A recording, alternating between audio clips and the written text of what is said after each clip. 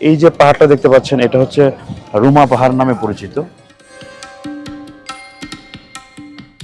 এখানে যুদ্ধটা সংঘটিত হয়। যুদ্ধ চলাকালীন অবস্থায় যখন আমাদের প্রিয় নবী মুহাম্মদ সাল্লাল্লাহু আলাইহি ওয়াসাল্লাম রেস্টে গিয়েছিলেন, তখন কিছু সাহাবীদেরকে বলে গিয়েছিলেন যে তোমরা এখান থেকে পাহাড় থেকে নেমো না, এখানে শত্রুরা উৎপেতে আছে চতুর্দিকে। কিন্তু আমাদের সাহাবীরা ছিলেন, তারা হয়তো ব্যাপারটা বুঝেনি এবং তারা মনে করছিল যে আমরা জিতে গেছি। তো তারপরে যখন পাহাড় থেকে তারা নামলো তখন কিন্তু আঘাত শুরু হলো, রক্তক্ষয়ী যে আঘাতটা, সেই আঘাতে ৭০ জন সাহাবী এবং সহ নবীজির চাচা আমির হামজা রাদিয়াল্লাহু আনহু উনিও শহীদ হয়েছিলেন।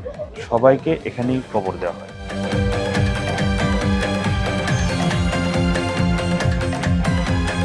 আমরা বিপুল পরিমাণ মানুষ দেখতে পাচ্ছি চারিদিকে থেকে, পুরুষ মহিলা দলে দলে এখানে আসছে। কিন্তু একটা জিনিস বুঝলাম না, যে আমরা তো যে কোনো মাজার দেখলে ওখানে দাঁড়িয়ে আমরা সব ইবাদত করি বা জিয়ারত করি, হ্যাঁ, দোয়া দরুদ করি, এই জিনিসটা এখানে নাই কেন?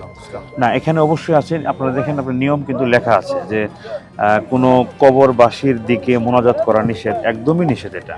এবং এখানে যারা দায়িত্বপ্রাপ্ত যারা আছেন, বিশেষ করে গভর্নমেন্টের লোক যারা আছেন, তারা কিন্তু প্রতিনিয়ত তারা তদারকি করছেন যে আপনারা কবরের দিকে আপনারা মোনাজাত করবেন না। আপনারা মোনাজাত করেন একদম কেবলামুখী হয়ে, আল্লাহর কাছে দোয়া করেন যে আল্লাহ যেন সবাইকে ভালো রাখেন এবং কবরবাসীকে সুস্থ রাখে। এই দোয়াটা কিন্তু আছে, কিন্তু তারা কিন্তু প্রতিনিয়ত তদারকি করছে, কিন্তু আমরা মানছি না।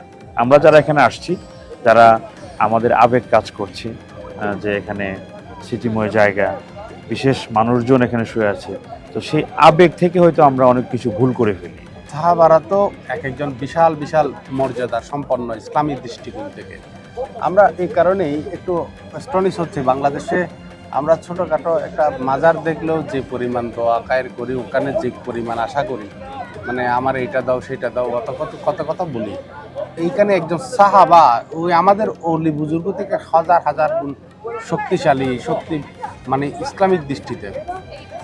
আমরা কেন জানি এখানে এই জিনিসটা পাচ্ছি না। প্রিয় দর্শক, আমরা একটু এখানে এই প্রায় ৭-৮টা ভাষায়, এখানে 1টা 2টা 3টা 4টা 5টা 6টা 7টা 8টা 9টা 10টা ভাষায় এখানে কিছু নির্দেশনাবলী দেওয়া আছে। এই নির্দেশনাবলীগুলো আমরা আপনাদেরকে শোনাবো, একটু দেখাবো। এখানে অনেকে এইরকম পানিও দেয় সবাইকে খাওয়ার জন্য। Thank you. এখানে প্রচুর গরমের ভিতরে তারা পানি দেয়।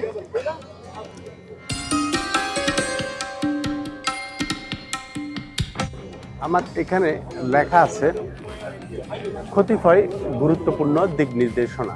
1 নাম্বার, রাসূল সাল্লাল্লাহু আলাইহি ওয়াসাল্লাম এর সুন্নাত কবর জিয়ারত বৈধ করা হয়েছে।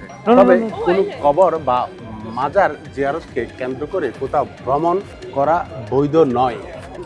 1, কবরবাসীর জন্য মহান আল্লাহর নিকট শান্তি কামনা করা এবং তাদের জন্য প্রার্থনা করা।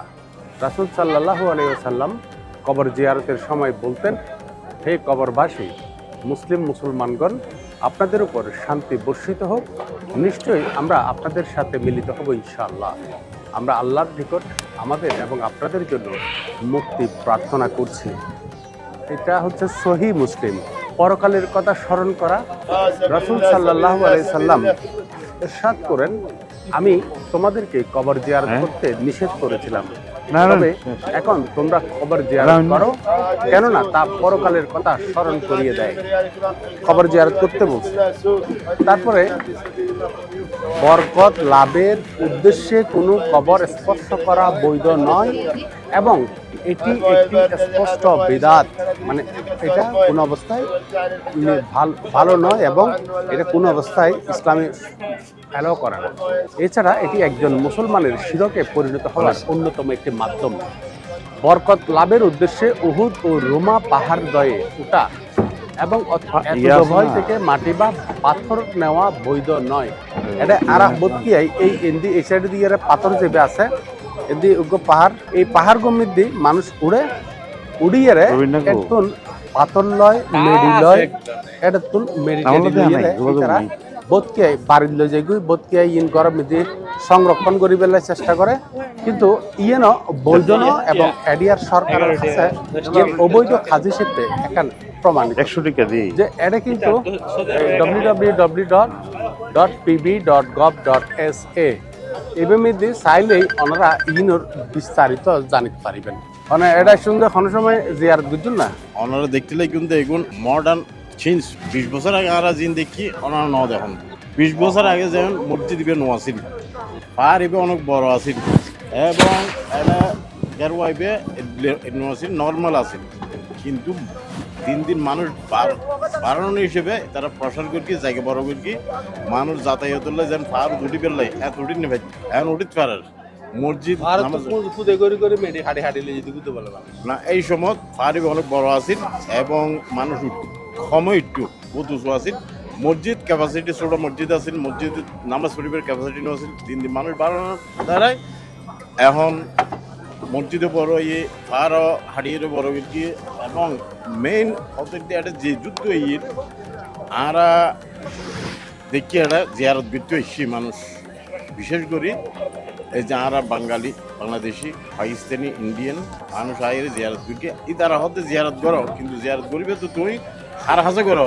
আমির হামজার খবর সাম লই না তোমার জিয়ারত দোয়া দোয়া করি এরা কেবলার দিকে এরা আল্লাহর হাতে মনোজাত করো চাইবে যে আল্লাহর কাছে দোয়া করিবে যায় এটা, কিন্তু আরা ও তো দোন কিছু নছিনি যে কে যাই এরা আরা মনোজাত করি তো আরা মানে আরা খবর যেবার কাছে দোয়া করি এবার কাছে চাই এবার এই মেইন আরার ফ্যাক্টরি এটা আরা সইম আল্লাহর হাতে মূল ফতল জি আরা আজিয়াই আইয়ের ওহুদের পাহাড়ের মধ্যে আইয়েরা আরা যে জিনিস বুঝিলেন ইয়ে নয় যে এটা খনিকায় কিন্তু সন অনেক আরা বেআগুন পুরুষ মহিলা অবলীলায় আইয়ে আরা যে যেন বুঝি ইয়েন বুঝানোর থাকি চেষ্টা করছম নিজের পরিবর্তন করিবার লাই পৃথিবীর আধুনিকতার লয় মিলছি যাবার লাই এবং যেন রিয়েল সত্য ইয়েন যেন আরা গরিব পারি ইয়ে নেই কামনা করি।